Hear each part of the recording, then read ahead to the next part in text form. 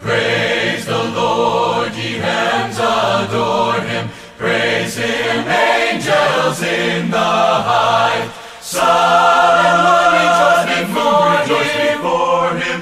Praise him, all ye stars of light. Hallelujah, amen. Hallelujah, amen. Inyong mapapakinggan ang programang Know Your Bible. Alamin ang inyong Biblia. Hatid sa inyo ng World Radio International and is supported by Church of Christ. Narito na si Brother Daniel Oliva. Magandang umaga po mga kaibigan at mga kapatid. Ito na naman ang programang Alamin ang inyong Biblia. Know Your Bible program. Hatid po sa inyo ng World Radio International through White Sparrow Road Church of Christ and West Monroe, Louisiana, USA. Itong broadcast na ito ay intended for August 11 sa radio, GMA Radio DWRA, Barangay 92.7 FM, broadcasting from Baguio City. Pero sa YouTube po, ina-advance natin ito. Direct mo subject na pag-uusapan sa araw na ito ay pinamagitan ko sa Ingles, Black Magic, Sorcery, and Witchcraft. At ang ating pong teksto ay matatagpuan sa Galatians chapter 5 verse 19 to 21. Babasahin po natin ito mamaya after acknowledgement and of course greetings sa ating mga sponsors and partners sa pangaral ng Ebanghelyo dito po sa radio, YouTube, and other places na pinupuntahan natin. Would like of course to acknowledge number 1 ang ating partners sa Christian World Ministry, kapatid na Art Madlaing, Brother Terry Dennis, James Kitoriano, John Jeffrey, and of course Deborah Quinones Marcos, mga kapatiran pa rin nakapartner natin sa mga ngaral na Ebanghelyo, kapatid na Rico J. Canlas and family of San Fernando City Congregation in Pampanga, kapatid na Dina and June Kaugiran of Metro Manila Congregation, Sister Rose and June Untalasco dyan sa Ontario, Canada, at mga iba pang mga sponsors at kapatid natin. Diyan din po sa Jeddah, kapatid na Jonathan Sareno, Henry Katig, Grace Tuanyo at iba pa. Mga kasama natin dyan sa group chat. Sa Lingayen, kapatid na Greg, Manuel, and Sister Luz. Brother Jonathan Ramos and the wife Annalyn sa Dumalandan Congregation. Sister Hilda Manuel and children si Ryan and of course si Regina. Kamusta sa mga kapatiran dyan? Of course, sa mga kapatiran natin sa La Union, Nueva Ecija, and of course sa ibang lugar, sa Pampanga, Metro Manila, Cavite, and all over the Philippines. I would like to greet my sister in Cebu, Evelyn Emperado, and her son, Neil Emperado. Ongoing po ang classes nila sa Bear Valley Bible Institute. Mga kapatiran sa Mindanao, sa Capiz, kapatid Nars and Sister Bibing Tuanyo dyan sa Dao Capiz. Now, let's go to our discussion of the subject na pinamagatan kong Black Magic, Sorcery, and Witchcraft. Mayroon pong i-translate ito, pero pwede rin i-translate sa Tagalog or Pilipino, itim na mahika, sorcery and witchcraft. Ang translation po sa Bible ay pangkukulam. At sometimes mayroon nakalagay na manghuhula. Ang ating pong teksto ay babasahin natin sa Ingles muna, and then we'll read it in the book of Galatians chapter 5 verse 19 to 21 sa Tagalog version. The Apostle Paul said in Galatians 5:19 to 21, the works of the flesh are manifest: adultery, fornication, uncleanness, lasciviousness, idolatry, witchcraft. And they which do such things shall not inherit the kingdom of God. Sa Filipino version po ganito ang sinasabi ni Apostol Pablo, hindi maikakaila ang mga gawa ng laman, pakikiapid, kahalayan, kalaswaan, pagsamba sa Diyos-Diyusan, pangkukulam, pagkapuot, pag-away-away, pagsiselos, pagkakagalit, at kasakiman, pagkakampi-kampi, pagkabahabagi, pagkainggit, pagpatay, paglalasing, walang habas na pagsasaya, at iba pang katulad nito. Muli ko kayong binabalaan, ang gumagawa ng mga ito ay hindi magkakaroon ng bahagi sa kaharian ng Diyos. Punta na po tayo sa ating introduction sa ating leksyon, sa ating subject na pinamagitan kong Black Magic, Sorcery, and Witchcraft based on the book of Galatians 5:19 to 21. Many are not aware or refuse to accept that black magic, sorcery, and witchcraft are still being used today. In the Apostle Paul's time, about 658 Anno Domini, he wrote to the Galatians, "O foolish Galatians, who hath bewitched you that you should not obey the truth?" Ayan po sa Galatians chapter 3 verse 1. So what does the Bible say about these practices? Let us know the truth that Jesus Christ said in John chapter 8 verse 32, "Ye shall know the truth, and the truth shall make you free." Marami po ang hindi nakakalam o ayaw lang nilang tanggapin na ang tinatawag nating black magic, sorcery, and witchcraft o pangkukulam ay nangyayari pa sa ngayong kapanahunan. In fact, kung babasahin natin doon sa Galatia Kapitulo 3, talatang 1, sabi ni Apostol Pablo, taong 58 Anno Domini or in the year of the Lord, "Mga hangal, kayong mga taga-Galatia, sino ang nakagayuma sa inyo? Sa harap mismo ng inyong mga mata ay ipinakita ang pagkamatay ni Jesucristo sa krus."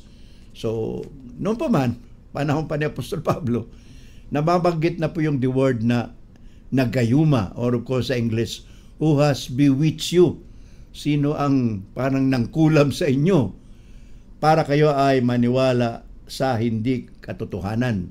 Or in other words, sino ang nandaya sa inyo o nangkulam sa inyo o nanggayuma sa inyo upang wag nyo sundin ang katotohanan? Yun po ang sabi doon sa Galatia Kapitulo 3, talatang 1. So, tingnan po natin ang sinasabi ng Biblia, mga kapatid at kaibigan, sa katotohanan tungkol sa tinatawag nating black magic, sorcery, and witchcraft.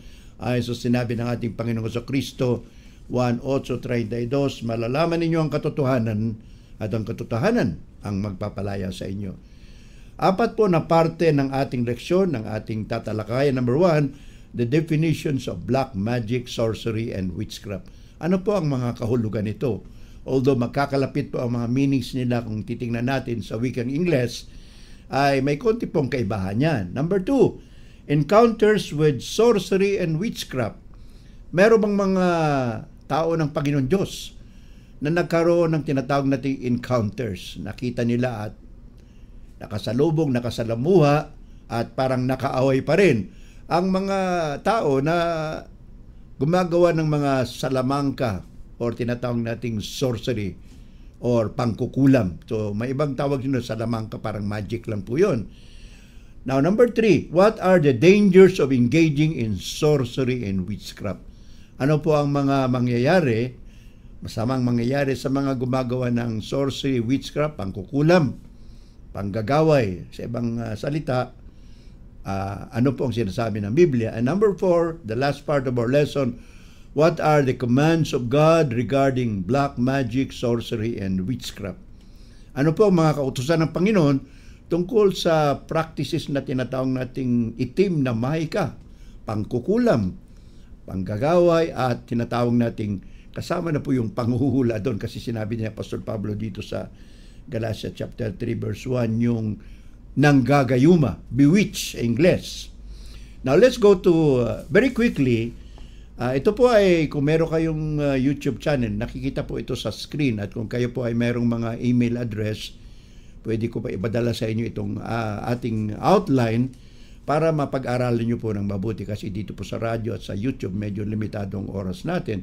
I can send you the outline, pero nasa YouTube po kayo, makikita nyo yung outline dito sa ating screen. Now let's go first to the black idea of black magic. Black magic is the use of supernatural powers for evil and selfish purposes. So pag gumamit ka ng mga supernatural power na hindi pangkaraniwan para sa kasamaan at para sa pansarili, pwede pong tawaging black magic yun. In modern times, any time of magic practice that is disapproved or thought of as evil and satanic. So kaparo natin, anumang uri ng mahika, na masama at sasabihin natin galing kay Satanas, pwede pong tawaging black magic yan po, itim na mahika. Well, magic involved the supposed invocation of evil spirits for evil purposes. So, tumatawag po sila ng mga masasamang espiritu, and of course, pag masamang espiritu, masama rin ang kanyang layunin.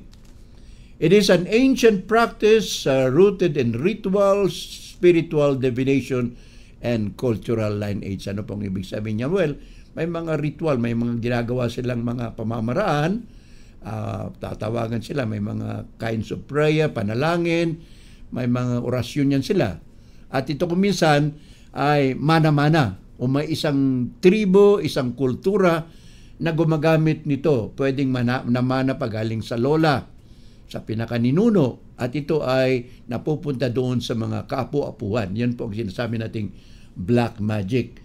It is with intention to invoke, manipulate, or manifest supernatural forces, beings, or entities in the natural world. So yung nasa kabilang buhay, mga masasamang espiritu, tatawagan mo po para makagawa ka ng mga kabanghamangang bagay dito sa lupa, sa tinatawag nating natural world. Now let's go to the definition of sorcery, which is a little bit the same. Sorcery is the use of power gained from the assistance or control of evil spirits, especially for divining. So yung sorcery medyo general. Paggamit daw ang kapangyarihan na galing sa mga masasamang espiritu. Ito po ang ibig sabihin ng sorcery.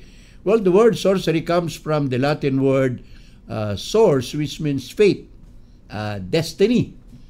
At para matatawag yung sorcery, ang ibig sabihin, parang gusto mong may mangyari sa isang tao kung ano ang kanyang patutunguhan sa buhay na ito. Yan po yung tinatawag nilang sorcery.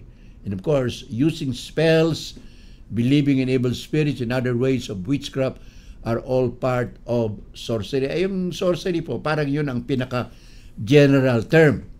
Witchcraft and magic under po sa terminology na sorcery or tinatawag sa Bible na pangkukulam. Well, pag it is practiced by witches, pag babae po, ang tawag nila sa English, witch. Pag lalaki, warlock.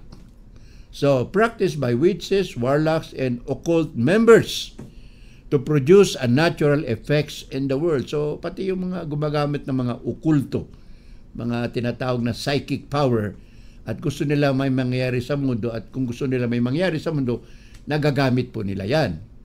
An example of this is turning an annoying neighbor into a pet. Isang kapitbahay mo, ginawa mo isang pusa. Kayang-kaya ng mga salamangkero yan. Iyon pang tinatawag nating sorcery. Well, the word sorcery comes also from the Latin word sorciaros. During the year 1200s, it also means person who casts, lacks, and tells fortune. So, yun ang pinanggalingan ng salitang sorcery. Galing po sa Latin, sorciaros. At ito po ay ginamit mula pa sa 12th century, 1200 years, 1,200 years, sabi diyan, o 12th century. Now, let's go to the definition of witchcraft. Mamaya po, last word ng about sorcery. Sorcery is magic using supernatural power and not with the usual tricks. So, makikita natin yung word na sorcery at magic almost kapareho po ang definition o kahulugan. So, sorcery, sabi dito, isa rin pong magic na gumagamit ng mga supernatural power at hindi yung usual na mga card tricks. Kung makikita nyo sa mga shows sa Amerika, sa Britain, yung Got Talent, yung American Got Talent, British Got Talent, mayroon dong mga performers ng black magic. Gumagamit po sila ng mga baraha. So yung mga paggamit ng baraha, hindi po makakonsider yun na black magic o itim na mahika. Now, let's go to the third part. Witchcraft. Witchcraft is the exercise or invocation of alleged supernatural powers to control people and events. So in general, pag sinabi natin witchcraft, pangkukulam, gumagamit ka ng mga supernatural na kapangyarihan at gusto mong makontrol ang mga pangyayari, pati na rin ang mga tao. So medyo wider ang purpose ng witchcraft. It practices involving sorcery or magic. So tingnan nyo, pag witchcraft, kasama rin ang sorcery, kasama rin ang magic, to summon evil spirits and demons and inflict harm or misfortune in others. So almost magkapareho po, gumagamit ng evil spirits, ang mga demonyo, at ang layunin nito ay magbigay ng kapahamakan sa kapwa-tao, lalo na yung tinatawag nilang kulam. Ito po ay uso sa buong mundo, hindi lang po sa Pilipinas, sa Africa, anywhere. Mayroon pong practice ng tinatawag nilang kulam or witchcraft. It's a possession of supernatural power through a pact with evil spirits and may exerted involuntarily. So, pwede makakuha ng kapangyarihan. Kasama na po dyan ang pagkakaroon ng mga anting-anting. Yan po yung mga anting-anting galing din po hindi sa Panginoon yan, kundi sabi nila, masasamang espiritu rin. Now, witch, as I define kanina, pag babae ka, ang tawag sa'yo, witch, sa English, witch. O sabi nila, dito sa ating dialect, mangkukulam. Pero sa English po, may term sila, pag lalaki, tawag nila warlock. Or sometimes they call them wizard. Alam niyo po yung pelikulang Harry Potter. Yun po yung eskwela na napunta sila na mag-aral sila sa pagiging isang wizard or witch, warlock. So, pag-aaral o eskwelahan kung paano maging mangkukulam. Yun po yung istorya ng Harry Potter na naging sikat noong kapanahonan. So, ang ganun po nung ginagamit nila dito? Use incantations, divination, and oracles, amulets, and charms. So, marami po ginagamit dito. May tawag silang orasyon. Gumagamit din sila ng mga anting-anting. O, yung tinatawag nilang charms. Kuminsan, sa pamamagitan ng pang-amoy, mga pwedeng pabango, magagayuma ka na. So, mga ganun pong estilo. Yung mga budol-budol, yung mga gumagamit itong mga, kuminsan yung perfume, kuminsan parang nahi-hypnotize ka. So, hypnotism, kasama po yun sa form of witchcraft, mga kaibigan at mga kapatid. Forms of witchcraft, marami po dito. Nakalista po dyan yung mga termino. Reiki, shamanism, at pati yung yoga practices. Kasama po yun sa tinatawag nating form of witchcraft. Practices in occult, psychicism, and mediumship. So, yun po yung mga terminology. Pero yung popular po dito yung paggamit natin ng yoga. So, maraming tao, hindi nila alam na yung yoga po is part actually of witchcraft. Kasi sa yoga, you empty your mind at saka may kind of meditation po yan. So, sabi nila, pag empty na yung mind, pwede nang pumasok yung influence ng masasamang espiritu dyan sa ating pag-iisip. Alright, letter B. Now, let's go to encounters with sorcery and witchcraft. May mga tao sa Biblia na nakasalamuhan nila, nakalaban nila yung mga tinatawag nating salamangkero at saka mangkukulam. So therefore, before we go to that, I would like to say that witchcraft is an attempt to control people and make them do what you want by the use of any spirit which is not the Holy Spirit. Ulitin ko po, pag sinabi nating witchcraft o tinatawag nating pangkukulam, isa pong pamamaraan para makontrol natin ang mga tao na gawin nila ang mga bagay na pagagawa natin sa kanila, pero ang ginagamit nila pamamaraan ay pamamaraan ng paggamit ng mga masasamang espiritu or evil spirit. Now in the Bible, do we have some examples of people of God na nagkaroon ng tinatawag nating encounter, pakikipagsalamuha at pakikipaglaban sa mga salamangkero, sa mga tinatawag nating mangkukulam? Meron po sa Old Testament, in the book of Exodus chapter 7 verse 11 to 13, hindi na po natin babasahin yan, pero ikukwento ko na lang sa inyo, si Moses at saka si Aaron na pinadala ng Panginoong Diyos kay Pharaoh para palayain yung mga Israelita sa pagkakaalipin ng mahigit sa 400 years na pagkakaalipin sa Ehipto, ay sabi ni Moses, palayain mo ngayon para maniwala yung paraon kay Moses at kay Aaron. Binagsak ni Moses ang kanyang tungkod at naging ahas. Yun po ang sinasabi dito sa Exodus chapter 7, 11 to 13. Subalit yung mga magikero, mga salamangkero ng paraon, ay itinapon din kanila ang mga tungkod at naging mga ahas. Pero yung ahas ni Moses, kinain po niya yung mga ahas na mga tungkod na naging ahas na itinapon po ng mga salamangkero ng paraon ng Egypt. So yan pang isang example sa Exodus chapter 7, 11 to 13. Mayroon pa rin example si King Saul. Si Haring Saulo, nung namatay na si Propetang Samuel at gusto niya sana makausap, hindi niya na makausap, patay na. So ang ginawa ni Haring Saulo, pumunta po siya sa isang mangkukulam, witch or a medium of Endor. Ito po sa 1 Samuel chapter 28 verse 7, verse 39 at mababasa rin sa 1 Chronicles chapter 10 verse 13. Hindi po na po babasahin yung versikulo. Pero dito po, sabi ng King Saulo, nag-disguise pa nga siya, hindi pa siya nakilala ng mangkukulam. Ikaw pala yung hari. Anong kailangan niyo po? Palabasin mo ang espiritu ni Samuel at kakausapin ko. Kung paano nagawa ng mangkukulam, o sabi nating salamangkera, ang espiritu ni Samuel at nakausap si Saulo. Subalit ang sinabi ni Samuel na propeta doon sa pinalabas ng mangkukulam na babae, sabi niya, ikaw ay kinalimutan na ng Diyos kasi hindi ka naging masunurin sa Diyos. So wala rin nagawa. Pwedeng sabi ng mga scholar, mga commentators, ang Panginoong Diyos pa rin ang nagpalabas ng espiritu ni Samuel at hindi yung mangkukulam. So marami pong discussion dyan. Pero lumabas po yung parang espiritu o kaluluwa ni Samuel at pinagsabihan si Haring Saulo na siya ay nireject, itinakwil na ng Panginoon bilang hari ng Israel. Sa New Testament naman, meron ding example na binabanggit sa Gawa, Kapitulo 8, talatang 18 at 22. Well, the Apostle Peter rebuked Simon, the sorcerer, who wanted to buy the power to perform miracles. Ang nangyari po dito, si Apostol Pedro ay gumagawa ng mga himala at nagpapalipat ng paggawa ng himala sa mga miyembro ng iglesia o sa mga Kristiyano doon sa Samaria.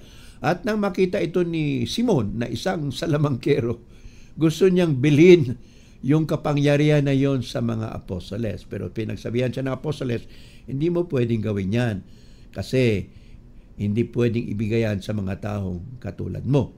Mamamatay ka kung ikaw ay magpapatuloy sa gawain na yan.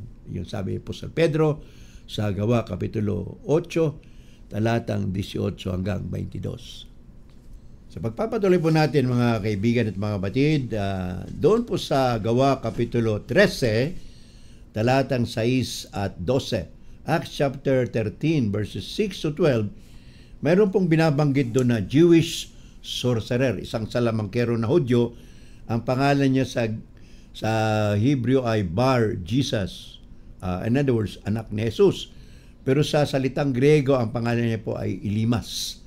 Ito po, ang taong ito ay binulag ni Apostol Pablo dahil nung pinapangaralan ni Apostol Pablo si Sergio na isang proconsul, parang gobernador po doon sa isla na yon, binawalan niya po, parang gusto niyang, ayaw niyang makinig ang tinatawag nating proconsul or gobernador.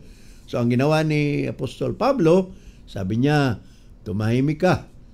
Balagi mong binabawalan ang mga tao na dito po sa verse 8, ngunit sa lulungat sila ng salamangkerong si Elimas, ito ang pangalan ni Bar Jesus sa wikang Grego, upang hadlangan ang gobernador sa pananampalataya.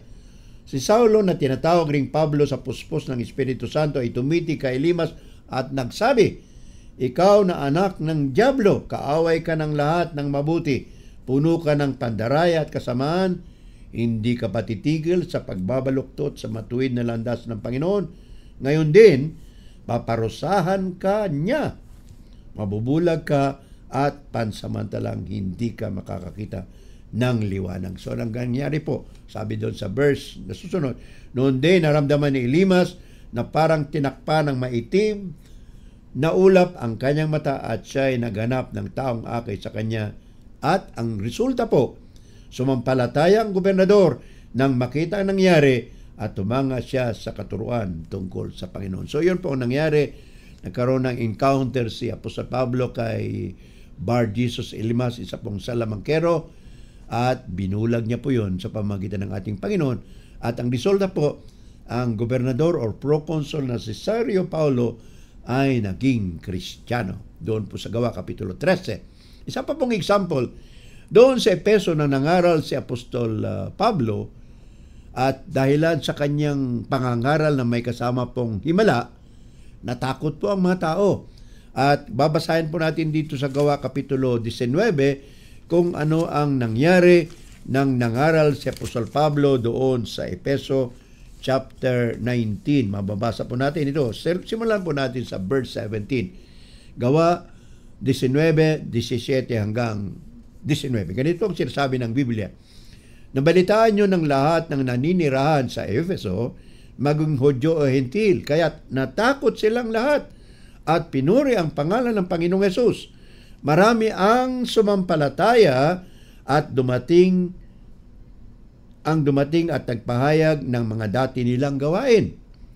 Marami sa mga dating gumagamit ng mahika ang nagtipon sa kanilang mga aklat at sinunog ang mga ito sa harap ng madla. Sa kabuuan, ang halaga ng mga ito ay umabot sa 50,000 salaping pilak. Sa ganitong makapangyariang paraan ay lumaganap at nagtagumpay ang salita ng Panginoon. So nakita natin mga kaibigan at mga kapatid, doon sa Epeso, dahil sa pangangaral ni Apostol Pablo at nakita ng mga tao ang himala na pinapakita ng Panginoon, ang mga tao po na gumagawa ng mahika, salamangka, pinagsusunog nila lang libro sa harap ng mga tao, at ito po ay umabot sa 50,000 pieces of silver. Ganun po kahalaga.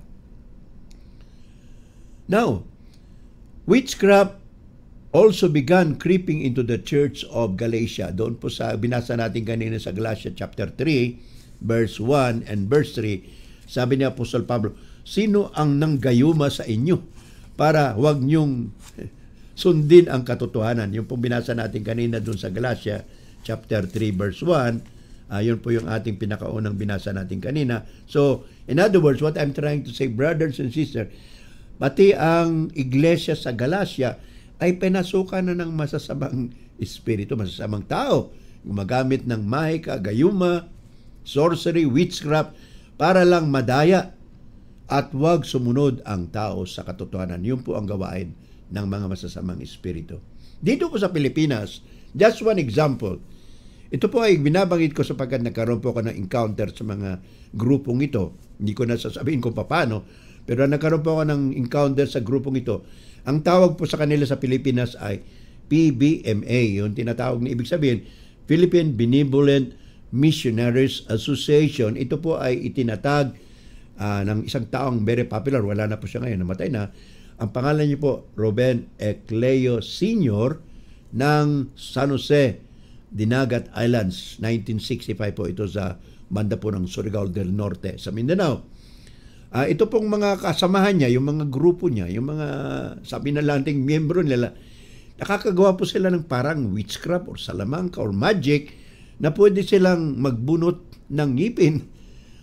Pamamagitan lang ng kamay, wala po silang ginagamit. Parang may magic, may sinasabing mga panalangin, nakagagamit sila, nakakabunot ng ngipin at iba pang uri ng panggagamot.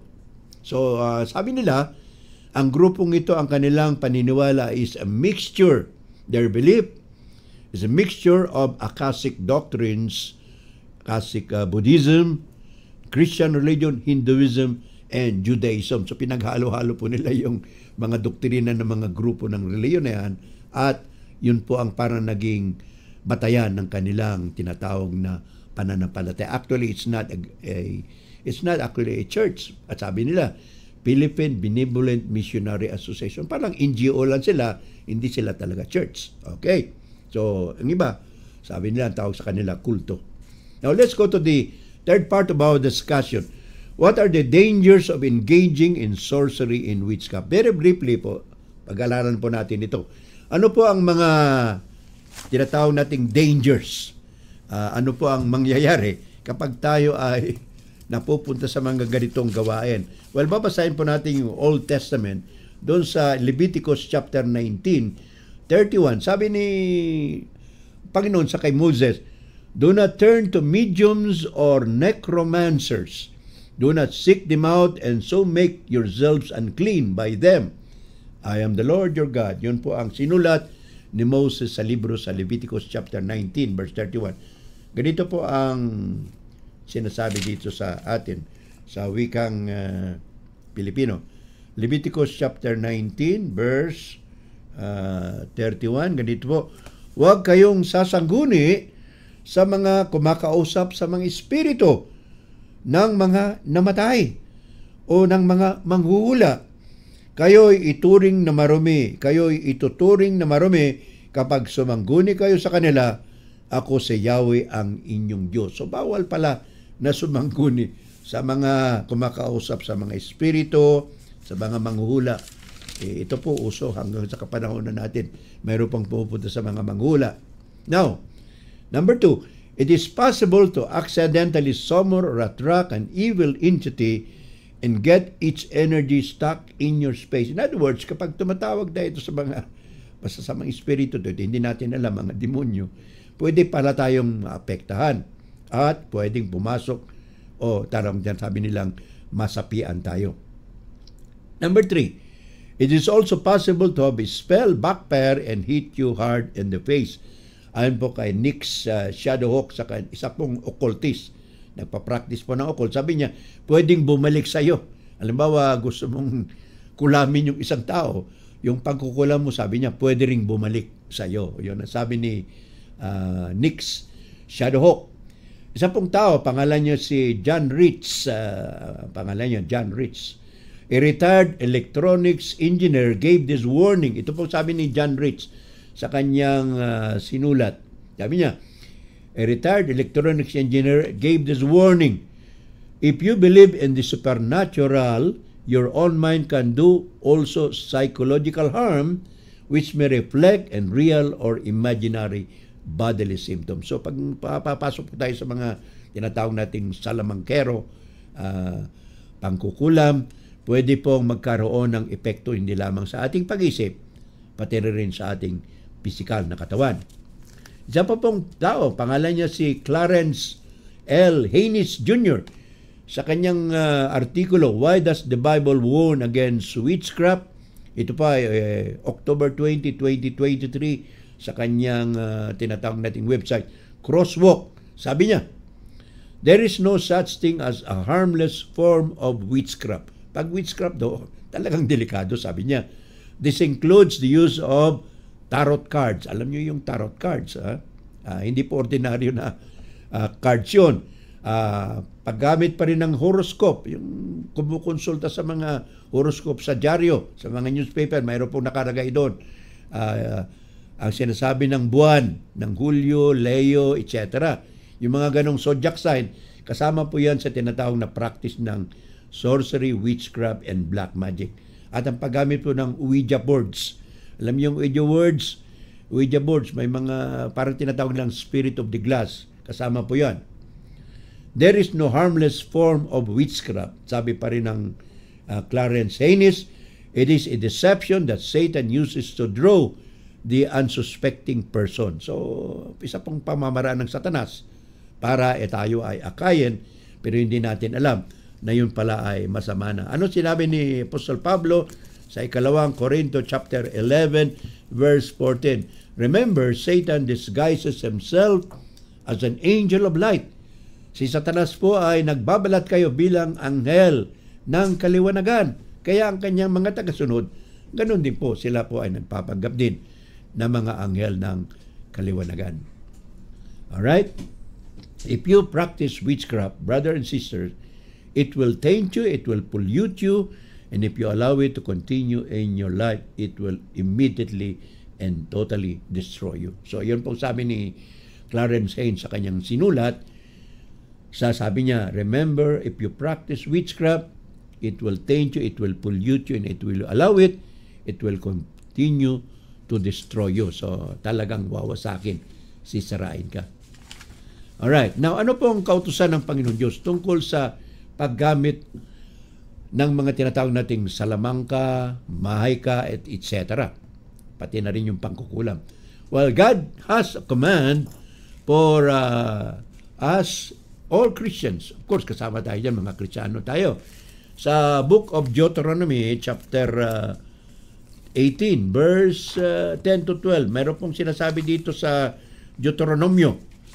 Deuteronomy sa English, chapter 18, verse 10 to 12. Ganito bang sabi ng Panginoon Diyos sa pamamagitan ni Moses? Chapter 18, verse 10 to 12. Ito po, samuhin natin sa verse 19. Kapag kayo'y naroon na sa lupaing ibibigay sa inyo ni Yahweh, huwag kayong gagaya sa kasuklam-suklam na gawain ng mga tao roon. Sino man sa inyong huwag magsusunog ng kanyang anak. Tingnan nyo ha. Bilang handog, huwag kayong manghuhula, huwag niyong gagawin ang ginagawa ng mga mangkukulam, ng mga mananawas, ng mga sumasangguni sa mga espiritong namatay. Sino mang gumawa ng alinman sa mga ito ay kasuklam-saklam kay Yahweh na inyong Diyos. Pakatandaan ninyo na yan ang dahilan kaya itataboy ang mga nakatira sa lupaing pupunta ninyo. Ibig sabihin, yung papasukan ng mga Israelita, yung tinatawag nilang Promised Land, the Land of Canaan, ang gawain ng mga tao doon, ayun ang sinasabi dito sa Deuteronomy chapter 18 verse 10 to 12. Kaya sila palalayasin ng Panginoon. Papasukin po ng mga Israelita at actually papatayin sila ng mga Israelita doon po sa lumang tipan yun. So clearly, brothers and sisters, God forbids His people to engage in any form of black magic, sorcery, and witchcraft. Ayaw ng Panginoong Diyos yan.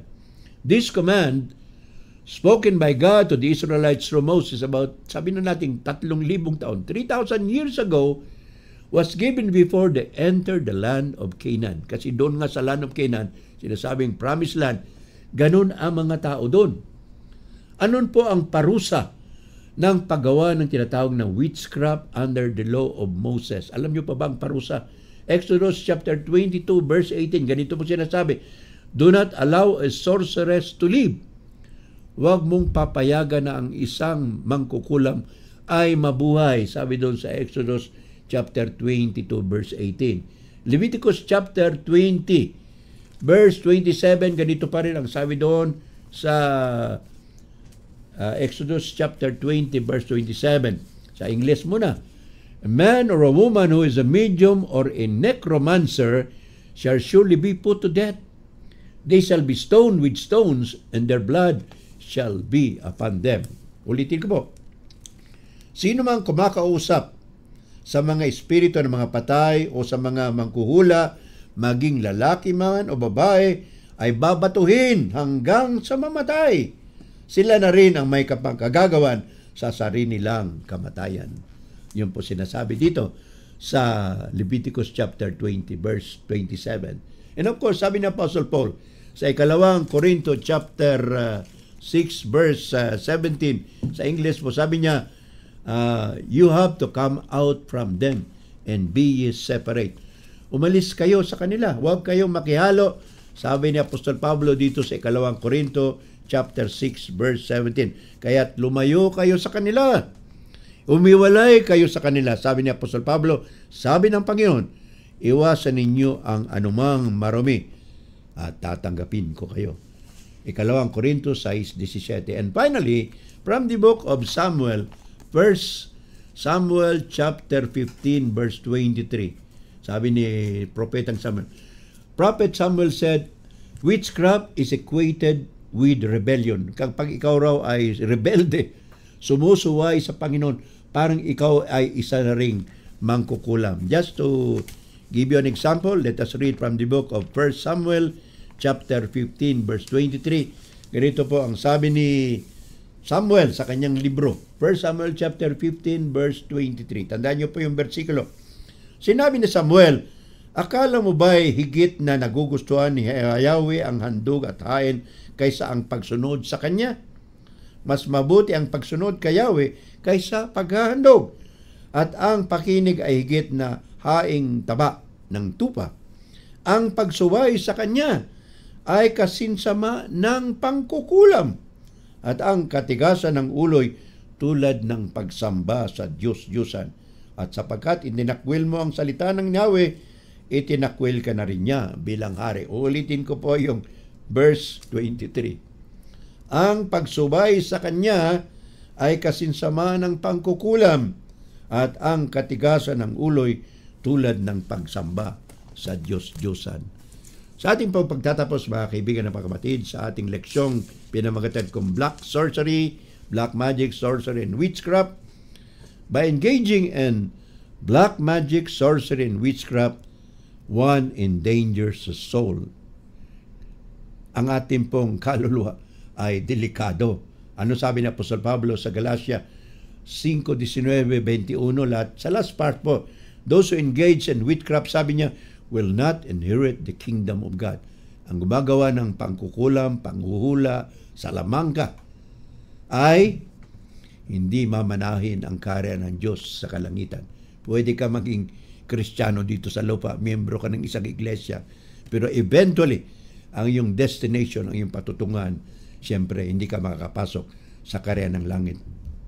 And of course, sabi dito sa Apocalypse chapter 21 verse 8, tingnan niyo po mga kapatid, sabi ni Apostol Pablo, or rather ni Apostol Juan, sa kanyang sulat sa Apocalypse chapter 21 verse 8, along with other sinners, those who practice witchcraft will be outside of heaven and shall go into the lake of fire and brimstone. Ganito po sinasaad sa Biblia.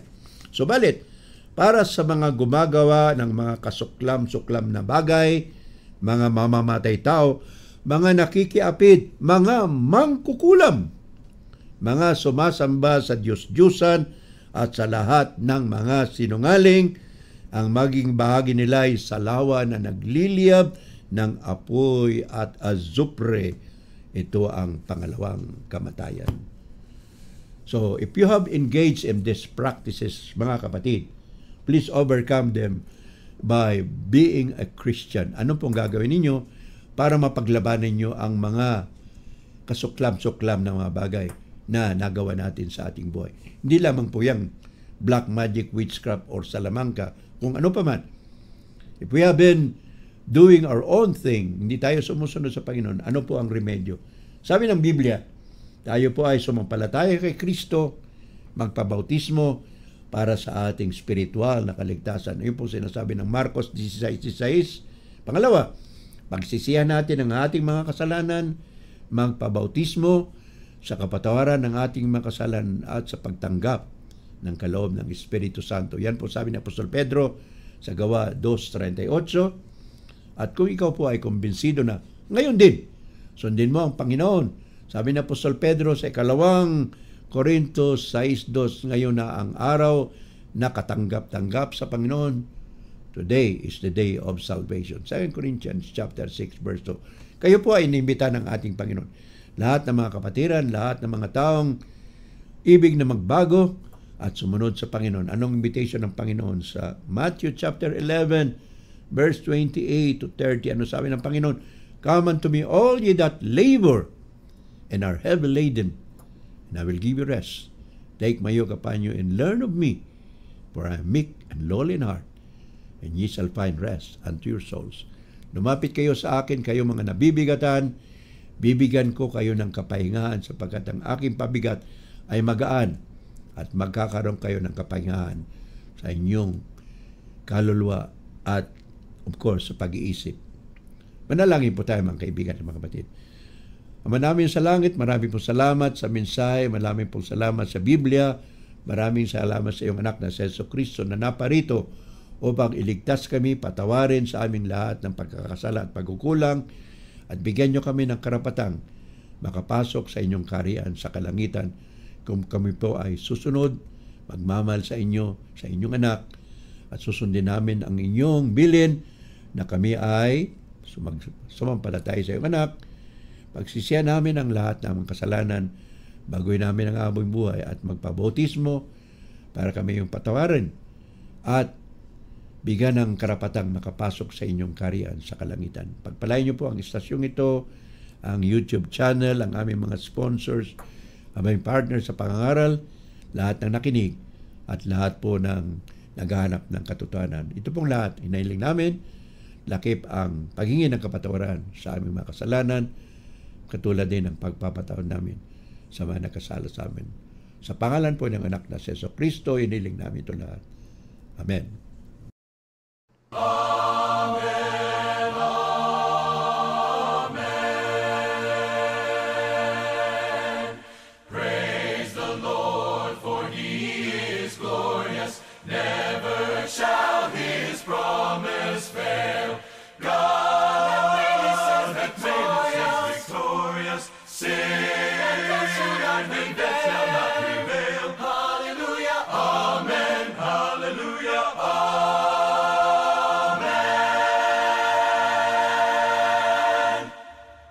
Amen, amen. Praise the Lord of our salvation. Host on high, His power proclaim. Heaven and earth and all creation, laud and magnify His name. Hallelujah, amen. Hallelujah, amen.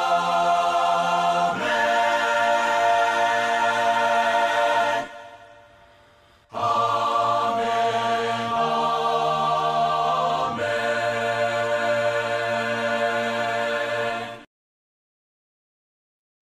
Inyong napakinggan ang programang Know Your Bible. Alamin ang inyong Biblia. Hatid sa inyo ng World Radio International and is supported by Church of Christ.